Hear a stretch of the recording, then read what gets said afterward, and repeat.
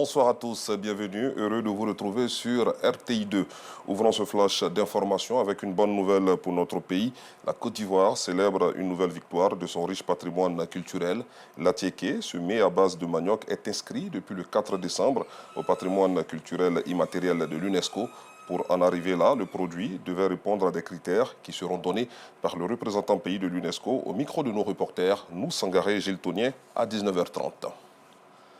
Et puis bientôt les fêtes de fin d'année, à pratiquement 2 semaines de cette période festive, les grandes surfaces se préparent. Dans leur approvisionnement, une grande part des marchandises est constituée de produits de décoration. Certains espaces consacrent plusieurs compartiments de leurs magasins à ce type de marchandises. Nos reporters Théodore Zouzou et Ouattara Sidiki ont voulu savoir pourquoi en se rendant à Yopougon et à Djamé. Le reportage vous sera proposé à 19h30.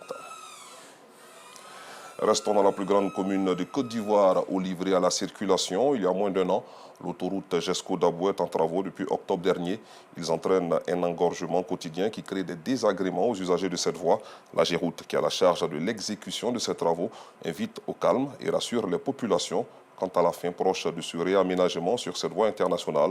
Les détails tout à l'heure dans la grande édition avec Théodore Zouzou et Ouattara Sidiki.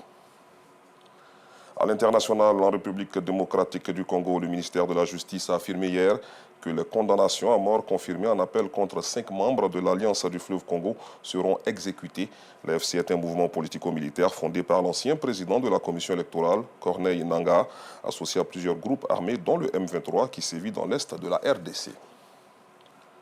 Hors du continent, après la ville de Hama, dans le centre de la Syrie, tombée hier aux mains des hommes armés de Hayat Tahrir al-Sham et des rebelles pro-turcs. C'est au tour de Deir ez-Zor, dans l'est du pays, d'être rapidement évacué par l'armée syrienne.